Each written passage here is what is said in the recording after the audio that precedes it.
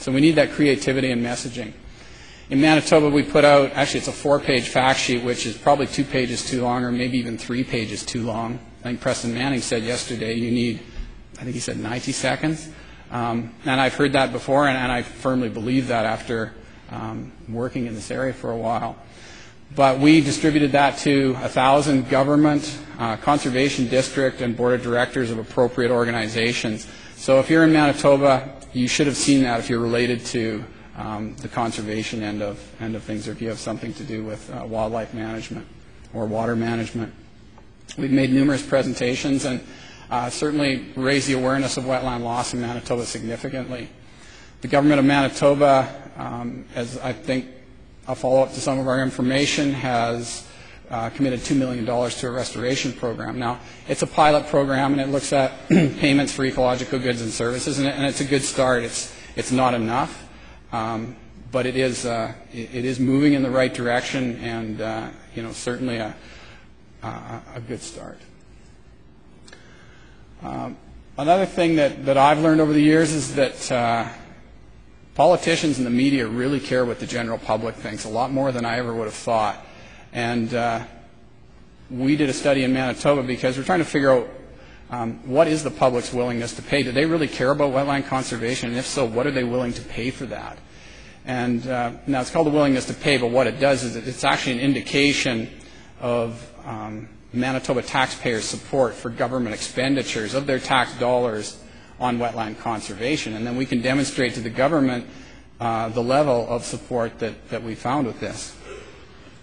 When the media found out we were doing this, they were very interested. They phoned me probably every 2 weeks until we finally had some results for them. And I was quite amazed that they were that interested in it, because you can throw all those tons of phosphorus at them and they don't care at all about that. So this survey was designed by the University of Alberta, and it was contracted by Ipsos Reid. About 2,000 Manitobans took the survey. One of the parts of the survey talked about the familiarity with environmental issues, and in Manitoba, people really weren't very familiar with wetland loss. They certainly understood what wetlands were, but they didn't know it was a problem. And they were far more familiar with climate change and the water quality issues with Lake Winnipeg, and probably because those are two issues that are in the media all the time, so they get inundated with that, whereas we have trouble getting wetland information into the paper and on the radio. As I said, people weren't very well educated on wetlands, but part of the survey educates them on wetlands. It talks about the value of wetlands, and it talks about the reasons that wetlands are being drained. So it lays out the full picture, and once that was done, people, over 90% of the people that were surveyed were very concerned about it. So it's interesting about, once you educate them, how their level of concern changes. What they did, or the reason that they voted the way they did, I thought was really interesting. It's fairly personal sometimes, I think, a bit altruistic even, but they voted the way they did because they thought it was important to invest in the future, that it was little to pay for the benefits that wetlands provide, and that it was the right thing to do. So I think you have that spirit of stewardship and cooperation out there, but I think you have a lack of understanding of what the issues are. I'm just about out of time, so we'll just go to the second line here. Manitobans are willing to pay $358 per household per year over 5 years. That's a very significant amount of money. And if you take that times the number of households that there are in Manitoba, it translates into $729 million. So Manitobans are willing to pay that amount of money if we can restore wetlands to 100% over a 5-year period. Very interesting, very significant amount of money.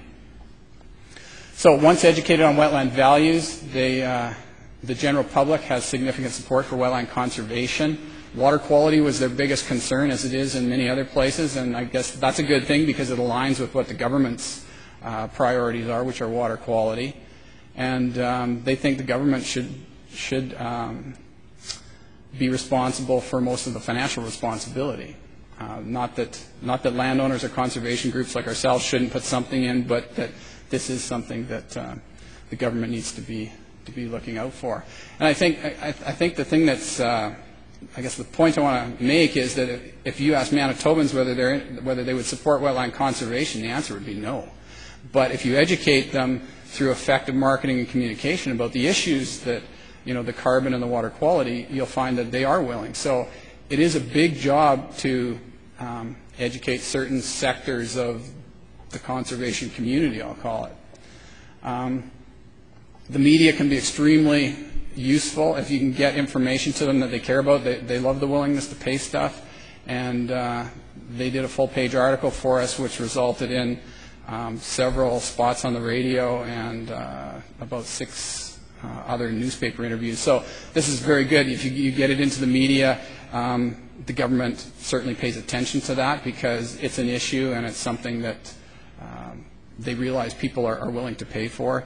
Then it becomes important. And if you can make the link to politically important issues such as Lake Winnipeg's water problems, then that's even better. Okay, so my last slide.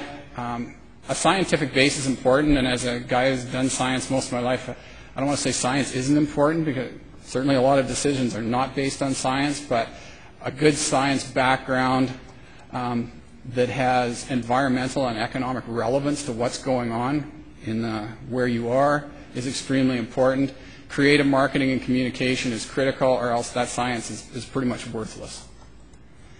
And you need to strategically communicate to specific target groups. It can't be a broad-based dissemination of information. If you want something done by a specific group, you need to understand that group and target them with specific information that meets their needs as well.